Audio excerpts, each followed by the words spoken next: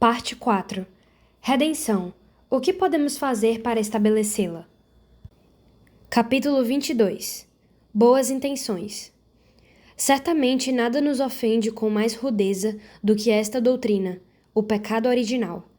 E ainda assim, sem esse mistério, o mais incompreensível de todos, somos incompreensíveis para nós mesmos. Blaise Pascal. O sistema de iluminação da sala de cirurgia jogava uma luz brilhante em cima da paciente, enquanto o Dr. Bernard Nathanson inspecionava a cena com um olhar clínico experiente embaixo das sobrancelhas espessas e pretas. Lençóis brancos pesados cobriam a parte superior do corpo da mulher, os joelhos dobrados, os pés no apoio. 40 minutos antes, ela havia sido dopada com tranquilizante para acalmar a ansiedade. Nathanson posicionou o espéculo para manter aberto o canal vaginal, então administrou anestesia local no colo do útero com uma seringa hipodérmica. Ele alargou o canal cervical com uma peça metálica e inseriu a cureta, um longo instrumento metálico com a ponta de aço amolada em forma de aço, dentro da cavidade uterina. A paciente estava com cerca de 9 semanas de gravidez. Tão adiantada que Nathanson levou 1 ou 2 minutos a mais para ter certeza de que todas as camadas do interior do útero tinham sido raspadas e o tecido coletado para exame. Ao fim desse procedimento de 10 minutos, Nathanson cuidadosamente examinou os pedaços do tecido ensanguentado na bandeja para ter certeza de que tinha dado conta de extrair todos os pedaços do feto desmembrado. Certo de que fora bem-sucedido, Nathanson deu as costas, meneou a cabeça para a enfermeira e retirou as luvas cirúrgicas. Depois de jogá-las no lixo, escovou as mãos com um gesto distraído, mas satisfeito. Ele acabara de fazer um bom trabalho. Algo completamente rotineiro, mas ainda assim era necessário manter o padrão elevado. Nathanson desceu e olhou para o rosto da mulher sob os lençóis brancos. Está tudo bem, disse. Descanse um pouco na sala de recuperação. Depois virei examiná-la. Você tem alguém para lhe levar para casa, certo? A mulher meneou a cabeça afirmativamente, passando a língua nos lábios secos. Nathanson dirigiu-se à porta que dava acesso à área de descanso dos cirurgiões, onde teria um pequeno intervalo antes de voltar ao batente para os pacientes da tarde. Outra fila de mulheres assustadas e muitas vezes golpeadas pela tristeza.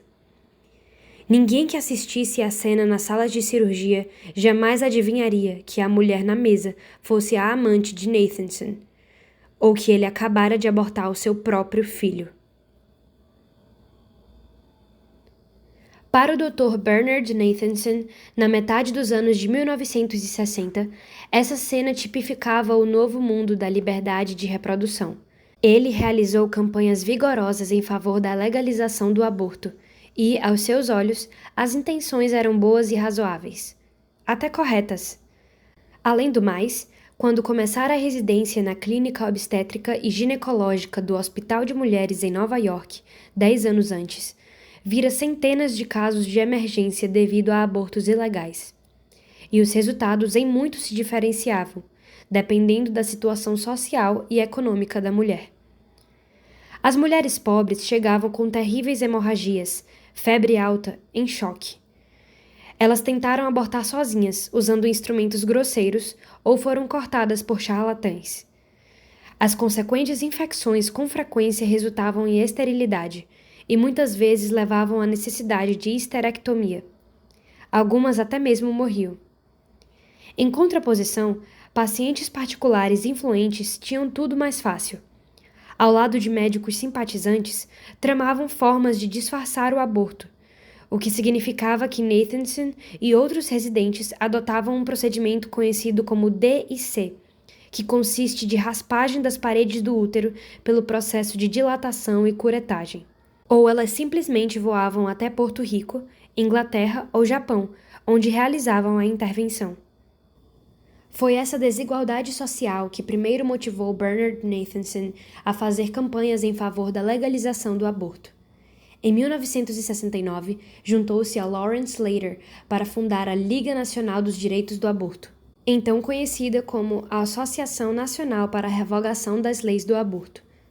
A organização ajudou a recrutar feministas, inclusive Betty Friedan, mas foram esses dois homens que montaram a estratégia do movimento contra seus oponentes mais terríveis e fizeram o máximo para definir o aborto como, abre aspas, uma questão da mulher, fecha aspas, onde somente as feministas tivessem permissão para expressar suas opiniões.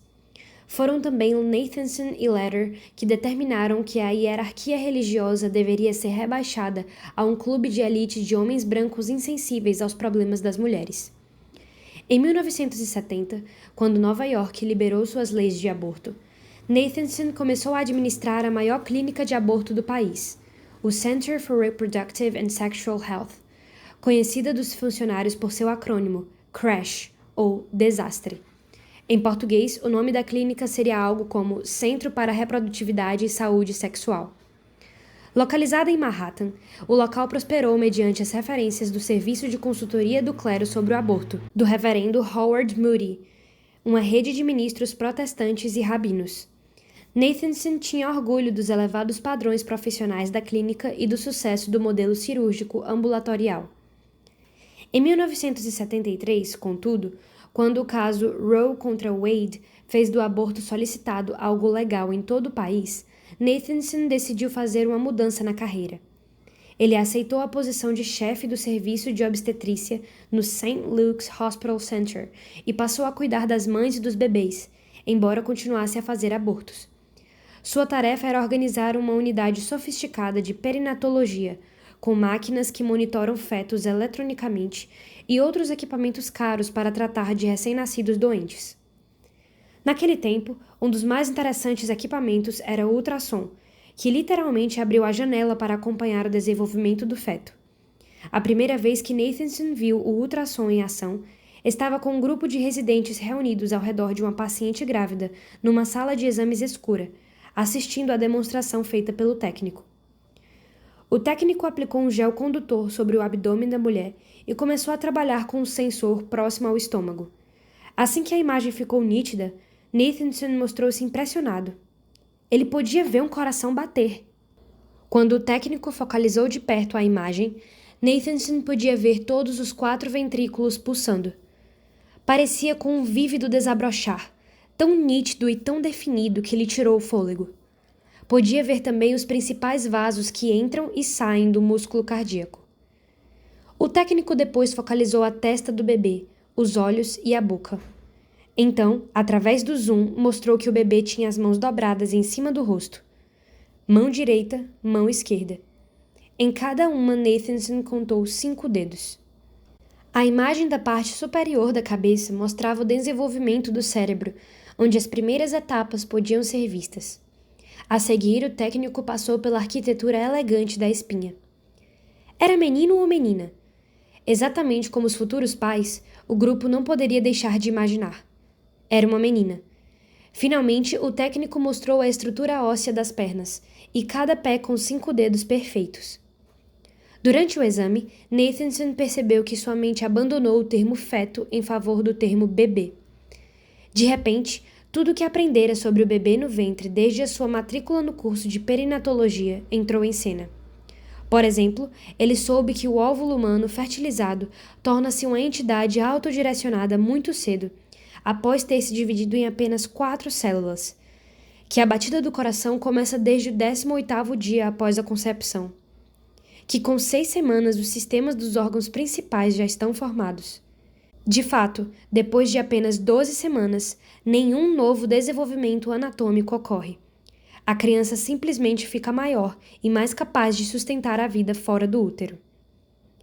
Tudo isso não passava de fatos médicos, mas agora fundia-se com a imagem na tela e impactava a consciência de Nathanson.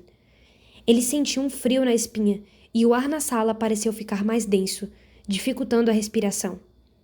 Seu humor passou da exultação do novo conhecimento para um pânico de lhe fazer suar a fronte, enquanto a questão o atingia. Quantos bebês exatamente como essa garotinha ele mesmo cortara aos pedaços? Quantas vidas humanas tirara?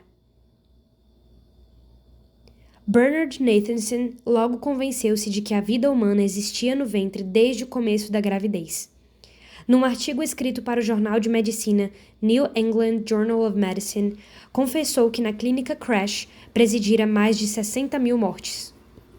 Com o aborto, abre aspas, estamos tirando a vida e tirá-la deliberadamente, mesmo com ordem especial, sob circunstâncias especiais, é uma questão séria. Fecha aspas.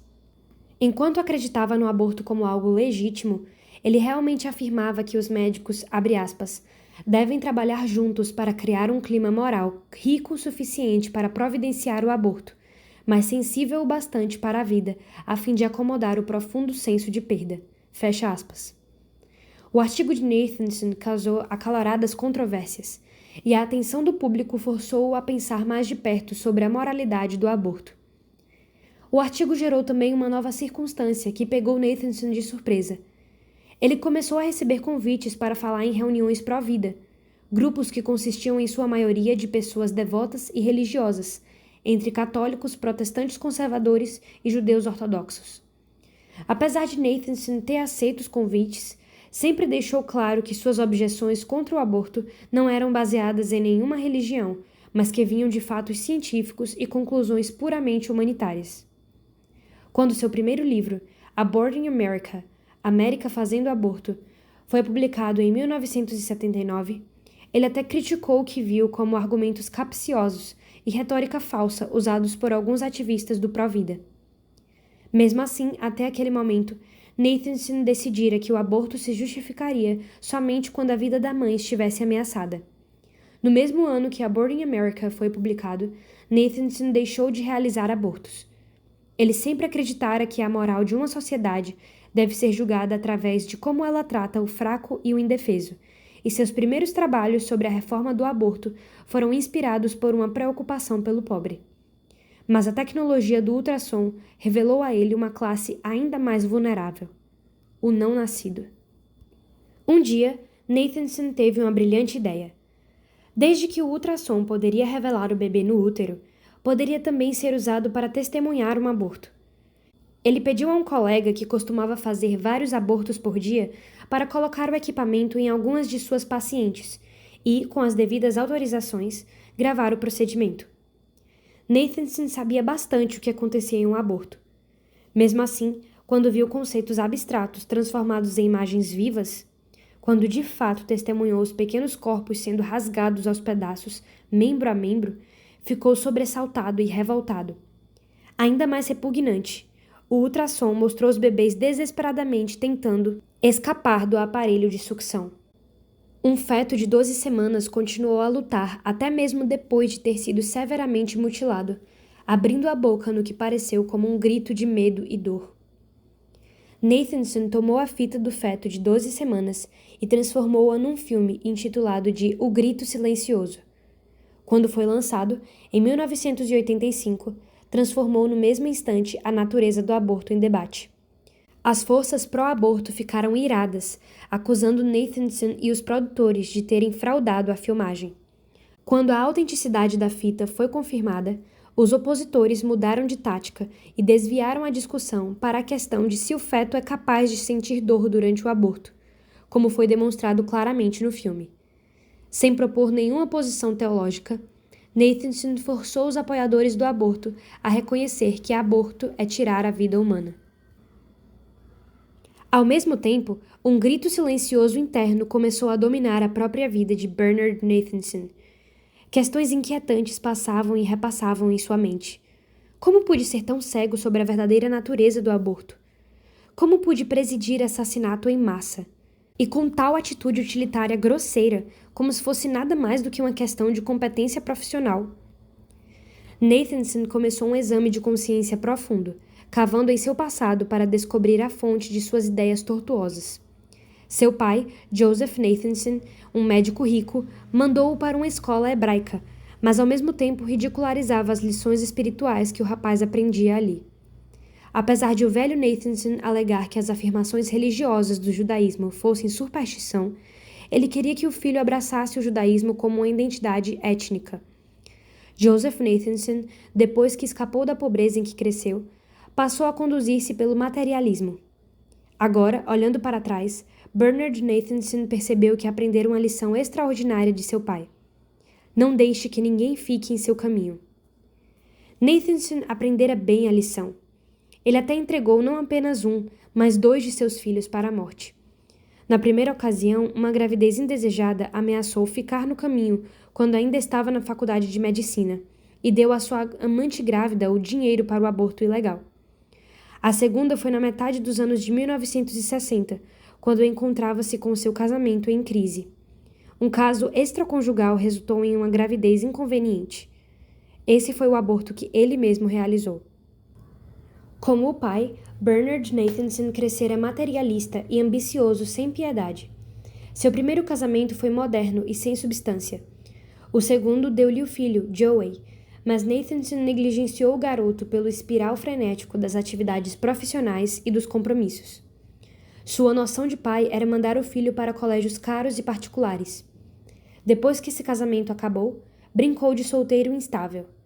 Consequentemente, destruiu também o terceiro casamento.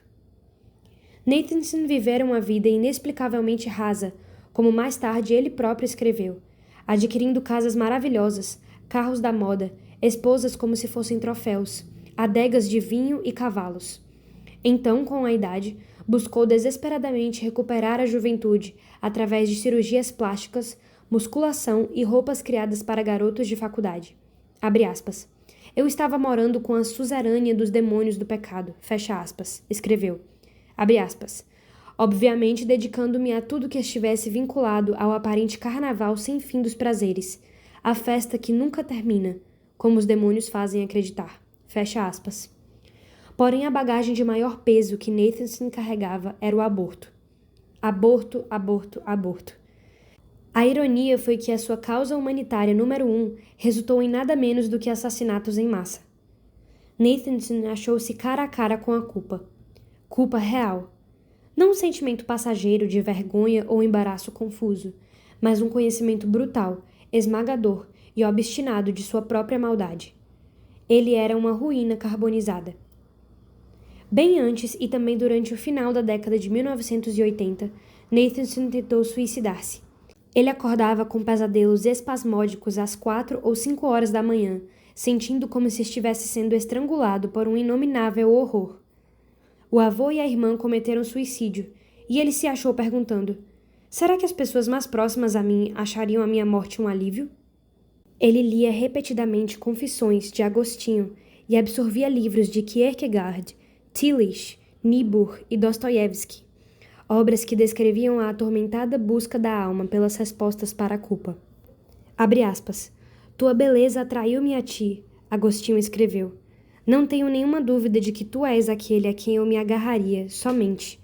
Meu eu interior era uma casa dividida contra si mesma. Fecha aspas.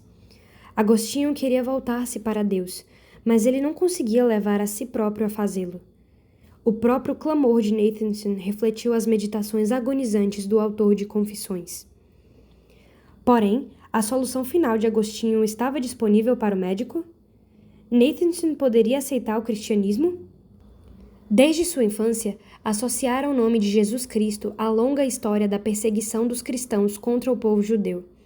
Então, ao invés de voltar-se para o cristianismo, buscava alívio em terapia, livros de autoajuda, drogas antidepressivas, aconselhamento e na miscelânea de abordagens espirituais, desde a teosofia até o borgianismo sueco. Tudo para nada. Abre aspas. Eu senti o peso do pecado crescendo mais forte e mais insistente, Nathanson escreveu. Eu tinha tanta bagagem moral para transportar para o próximo mundo. Eu estava amedrontado. Fecha aspas. Então, em 1989, Nathanson foi a uma assembleia pró-vida em Nova York para juntar informações para um artigo que estava escrevendo sobre a ética dos protestos do aborto clínico. Proibido de participar por causa de uma ordem do tribunal resultante de antigos protestos, ele fora condenado por violar os direitos de propriedade, ficou à parte como um observador objetivo, e o que viu finalmente derrubou suas defesas. Os ativistas pró-vida pareciam ter paz não originada neste mundo. Abre aspas. Com os pró-aborto atirando-lhes os epítetos mais ofensivos, a polícia cercando-os, a mídia abertamente contra a sua causa, o judiciário federal multando-os e prendendo-os, e os oficiais municipais ameaçando-os. Durante tudo isso permaneciam sentados, sorrindo, silenciosamente orando, cantando, confiantes.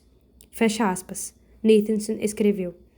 Eles mostravam uma, abre aspas, intensidade de amor e oração que me impressionou. Fecha aspas. Foi somente aí, com essa imagem vívida de amor pressionando dentro de si, que Nathanson começou, abre aspas, pela primeira vez em toda a minha vida adulta, a considerar seriamente a noção de Deus. Fecha aspas. Quase que imediatamente foi da literatura do pecado para a literatura da conversão, especialmente para Pillar of Fire, Pilar de Fogo, uma autobiografia detalhando a conversão de Carl Stern, um dos antigos professores de Nathanson. Como aluno de medicina, Nathanson fora fascinado por Stern, líder do departamento de psiquiatria da Universidade de McGill.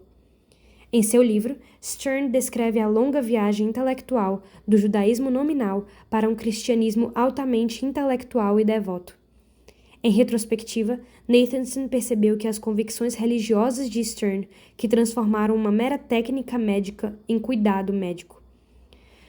Nathanson havia sido atraído pelos métodos de Stern sem entender a inspiração. Esse é o tipo de transformação que eu quero para a minha própria vida e trabalho, pensou. Em 1993, Nathanson deixou seu trabalho para ir atrás de estudos mais avançados sobre a bioética, primeiro na Universidade de Georgetown, depois em Vanderbilt, onde era permitido aos alunos de bioética incorporar estudos religiosos em seus programas. Ele também buscou o conselho dos rabinos, pois chegara a um ponto onde acreditava que encontraria o Criador algum dia. Como poderia entrar na presença de um Deus justo? Os rabinos ensinaram que é possível reconciliar-se através de boas ações, ou de ouvir a declaração do perdão de Deus de Israel no Yom Kippur, Dia do Perdão. Porém, Nathanson imaginava, como pode alguém conhecer o perdão pessoal e individualmente? Como poderia ele mesmo ser libertado da morte, a morte de todas as vidas que tirara e a morte de sua própria alma? Nas horas escuras e do amanhecer do dia, Nathanson às vezes sentia que já havia entrado no inferno com a marca sem saída e que suas boas intenções o haviam levado a tornar-se, conforme suas próprias palavras, o prefeito do inferno. O próprio senso de justiça o atormentava. Ele estava condenado ante seus próprios olhos. Haveria alguma esperança para ele?